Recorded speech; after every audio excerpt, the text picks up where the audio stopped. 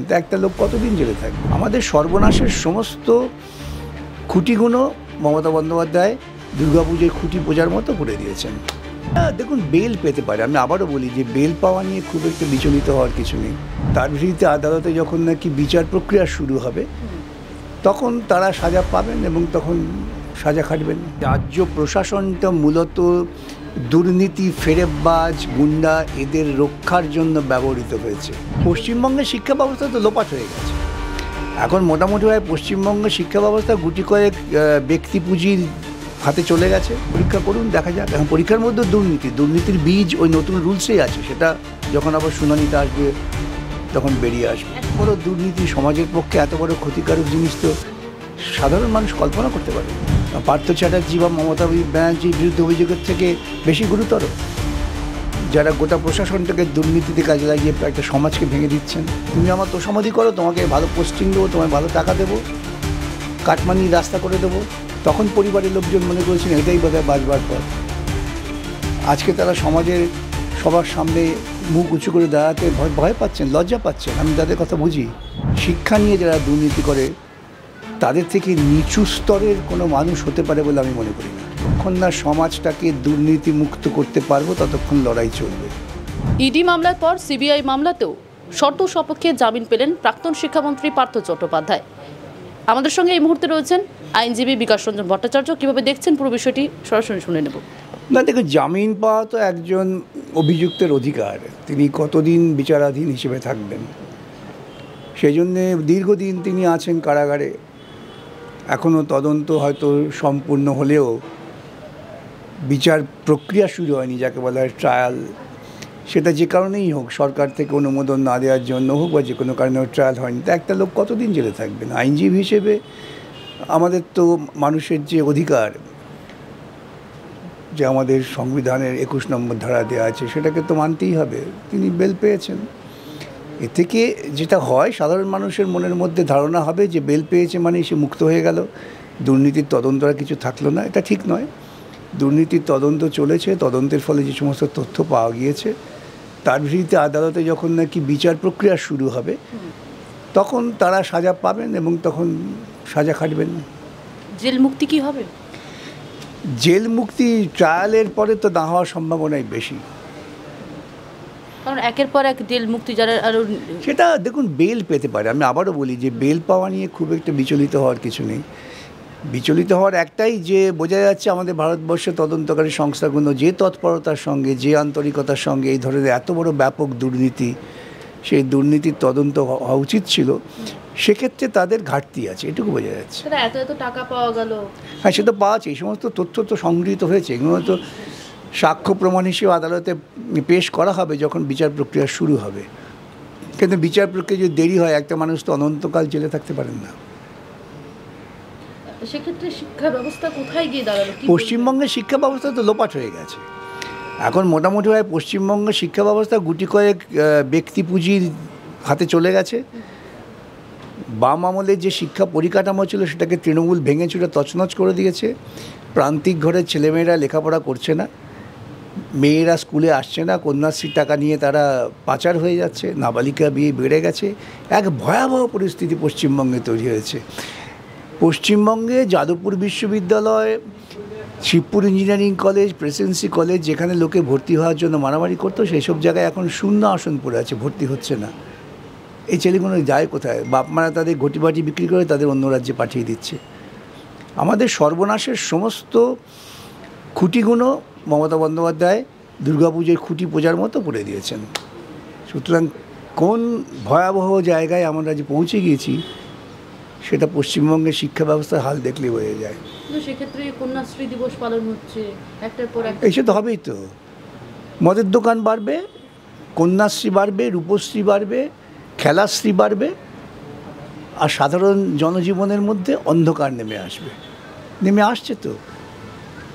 আমাদের আগে পশ্চিমবঙ্গে মাধ্যমিক পরীক্ষার প্রতি বছর প্রায় 1 লক্ষ 1.5 লক্ষ করে সংখ্যায় বাড়ছিল। তাদের মধ্যে অনুপাতে মেয়েদের সংখ্যা বাড়ছিল। এখন সব কমে যাচ্ছে। আপনারা দেখবেন, যদি অনুসন্ধান করেন, নাবালিকা বিয়ে বেড়ে গেছে। আপনাদের কাছে নিশ্চয়ই আছে, আপনারা মহিলা সাংবাদিক হিসেবে ঘুরে বেড়াচ্ছেন। নাবালিকা পাচার বেড়ে গেছে। এই কয়েকদিন আগে তো ট্রেনে কয়েকজনকে উদ্ধার করা হলো। এগুলো কেন হচ্ছে? এগুলো সমস্তই কন্যাশ্রী রূপশ্রীর অবদান, জেনে রাখবেন। কন্যাশ্রী রূপশ্রী এই সমস্ত শ্রী করে আপনি সমাজটাকে কুশ্রী করে ফেলেছেন। হ্যাঁ, এসএসসি বলছে পরীক্ষা নেবে আবারও। না, পরীক্ষা তো তাকে নিতেই হবে। যদিও সুপ্রিম কোর্টের রায়কে মানি না, কাউকে পরীক্ষায় বসতে হবে না, সবার চাকরি থাকবো, এই সমস্ত লম্পজম্প করে ছেলেমেয়েগুলোকে বিপদে ফেলেছেন। এখন পরীক্ষা নিতেই হবে। পরীক্ষা নেওয়ার প্রক্রিয়া চালু করুন। সুপ্রিম কোর্টে তারা নাক্ষত দিয়ে এসেছেন যে পরীক্ষা করব, তো পরীক্ষা করুন, দেখা যাক। এখন পরীক্ষার মধ্যে দুর্নীতির বীজ ওই নতুন রুলসেই আছে। সেটা যখন আবার শুনানিতে আসবে তখন বেরিয়ে আসবে। এক চাকরিহারা শিক্ষকের কয়েকদিন আগে মৃত্যু হয়েছে। দুর্ভাগ্য। শুধু চাকরিহারা শিক্ষক নন, তিনি সমাজের পিছিয়ে পড়া অংশের মানুষ। একজন ট্রাইবাল শিক্ষিত হয়েছেন। কত কষ্ট করলে, কত প্রতিবন্ধকতাকে মোকাবিলা করে একজন ট্রাইবাল ঘরের ছেলে তিনি শিক্ষক হিসেবে নিয়োগ পাওয়ার মতো যোগ্যতায় পৌঁছেছিলেন। তার চাকরি গেল কেন? যেই সরকার দুর্নীতি করেছে। সরকারের দুর্নীতির কারণে বহু যাদের মেধার ভিত্তিতে চাকরি পেয়েছিল, পেতে পারতো, তাদের চাকরি গেছে। এত বড় দুর্নীতি সমাজের পক্ষে এত বড় ক্ষতিকারক জিনিস তো সাধারণ মানুষ কল্পনা করতে পারেন না।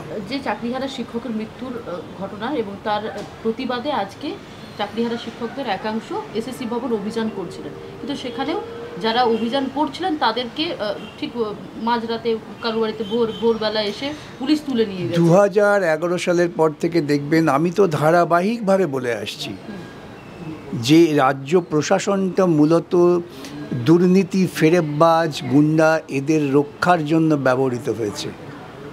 এবং যেখানেই মানুষ তার নিজস্ব সাংবিধানিক বা ন্যায়সঙ্গত অধিকার রক্ষার লড়াই করেছেন, তাদের উপরে পুলিশি নির্যাতন নেমে এসেছে। এই নিয়ে কোনো সন্দেহ নেই। দেখছেন না, একটি ছেলে সে বিদেশ থেকে ফিরে, তার বিরুদ্ধে লুকআউট নোটিশ জারি করা হয়েছে। লুকআউট নোটিশ কার বিরুদ্ধে জারি করা হয়? তার অপরাধ কি? সে নাকি বসে বসে চক্রান্ত করেছে যে কিভাবে শিক্ষামন্ত্রীর গাড়ি আটকানো যাবে। আমি ধরে নিলাম অভিযোগটা সত্য, তো সেই অভিযোগে কি একজন ছাত্রকে বা একজন তরুণকে, সে ছাত্র নাই ভালো, লুকআউট নোটিশ জারি করে গ্রেপ্তার করতে হবে? এখান থেকে অফিসাররা দিল্লি গেছেন, কজন অফিসার গেছেন, কত টাকা খরচা হয়েছে, সেখান থেকে তাদের বিমানে ফিরে আসতে হয়েছে। এই অপরাধ যা তার বিরুদ্ধে অভিযোগ, সেটা কি পার্থ চ্যাটার্জি বা মমতা ব্যানার্জির বিরুদ্ধে অভিযোগের থেকে বেশি গুরুতর? যারা গোটা প্রশাসনটাকে দুর্নীতিতে কাজে লাগিয়ে একটা সমাজকে ভেঙে দিচ্ছেন। সেই জন্যই দেখবেন যে পশ্চিমবঙ্গে কোনো গণ আন্দোলন ধরে তাদের উপর আক্রমণ হচ্ছে। অনুমতি দেবে না। যদি অনুমতি, আমি বলি অনুমতি নেওয়ার জন্য অপেক্ষা করবেন না, আপনাদের অধিকার আপনারা বাস্তবে প্রয়োগ করুন, সাংবিধানিক অধিকার। সেই হচ্ছে যারা চুরি করবে, ডাকাতি করবে, বদমাইশি করবে, অনুব্রতের মতো লোক থাকবে, তারা সুরক্ষা পাবে, তাদের বডিগার্ড হবে পুলিশ। সমাজটাকে একেবারে পচিয়ে দিয়েছে এই সরকার। পুলিশ প্রশাসনের কয়েকদিন আগে দেখেছেন পুলিশদের যারা পরিবারের লোকজন, মহিলারা বিশেষ করে, তারা সাংবাদিক বৈঠক করলেন কয়েকদিন আগে। দেখুন, আমি তাদের না এই যে মানসিক অবস্থাটা বুঝতে পারি। সত্যি তো তারা সমাজের বৃহত্তর মানুষের কাছে ধিক্কৃত হচ্ছেন। পুলিশের তো কাজ এটা ছিল না। মমতা পুলিশ বাহিনীকে এই কাজে ব্যবহার করছেন। তাদের তো উচিত ছিল তার বিরুদ্ধে প্রতিবাদ করা। সেটা না করে তারা প্রতিবাদ করতে নামলেন একটা ক্ষুদ্র রাজনৈতিক বা ক্ষুদ্র একটা দৃষ্টিভঙ্গি নিয়ে। কেন তাদের শেখানো হয়েছে, তারা কিন্তু স্বতঃপ্রণোদিত হয়ে নিজেদের সম্মান রক্ষার্থে নামেননি। নামা উচিত ছিল তো তাদের। প্রথম দিনই নামা উচিত ছিল, যেদিনকে পুলিশে ইউনিয়ন করার অধিকার কেড়ে নেওয়া হলো। ইউনিয়ন করার অধিকার কেড়ে নেওয়ার মানেটা কি? যে তোমাকে আমার তোষামোদি করতে হবে। তুমি আমার তোষামোদি করো, তোমাকে ভালো পোস্টিং দেবো, তোমায় ভালো টাকা দেবো, কাটমানির রাস্তা করে দেবো। তখন পরিবারের লোকজন মনে করেছেন এটাই বোধহয় বাঁচবার পথ। আজকে তারা সমাজের সবার সামনে মুখ উঁচু করে দাঁড়াতে ভয় পাচ্ছেন, লজ্জা পাচ্ছেন। আমি তাদের কথা বুঝি, কিন্তু তাদের লড়াইটা করতেই হবে। সেই লড়াইটা করতে হবে এই দুর্নীতিবাজ সরকারের বিরুদ্ধে। তা না হলে তাদের সম্মান ফিরে আসবে না। চাকরিহারা শিক্ষকদের আন্দোলনে বারে বারে শাসক দল বিকাশবাবু আপনার নাম তুলছে। করবেই তো। আমি তাতে খুব খুশি যে অন্ততপক্ষে লেখা থাকবে একদল দুর্নীতি করেছেন, আরেক দল দুর্নীতির বিরুদ্ধে লড়াই করেছেন, তাদের আক্রমণ করেছেন। আমি অত্যন্ত খুশি। আমি অন্ততপক্ষে এটুকুই বিশ্বাস জন্মে গিয়েছে যে দুর্নীতির বক্ষে শেলটা হানতে পেরেছি, এবং এটা দিয়ে আমি তছনছ করে দেবো। যতক্ষণ না সমাজটাকে দুর্নীতি মুক্ত করতে পারবো ততক্ষণ লড়াই চলবে। আর বিশেষ করে পশ্চিমবঙ্গের মতো রাজ্যে শিক্ষা নিয়ে যারা দুর্নীতি করে তাদের থেকে নিচু স্তরের কোনো মানুষ হতে পারে বলে আমি মনে করি না।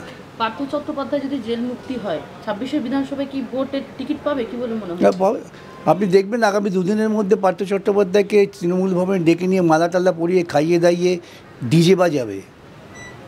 এবং এটা হলো বলে অনুব্রত সম্পর্কে আমি এই কথা বলেছিলাম যেদিনকে, বলে আমি দুদিন বাদে দেখবেন গলায় মালা পরিয়ে ঘুরে বেড়াবে, অক্ষরে অক্ষরে মিলে গেছে, এটাও তাই হবে। তখন টেলিভিশন চ্যানেলে বসে বলবে দুর্নীতি জিন্দাবাদ। কি হয়েছে? এই তো আমাদের প্রার্থনা মুক্ত হয়ে গেছে। আরো ভালো ভালো খবর দেখতে সাবস্ক্রাইব করুন বাংলা হান্টের ইউটিউব চ্যানেল। বাংলা হান্টের আরো খবর দেখতে নজর রাখুন। বাংলা খবর মানেই বাংলা হান্ট।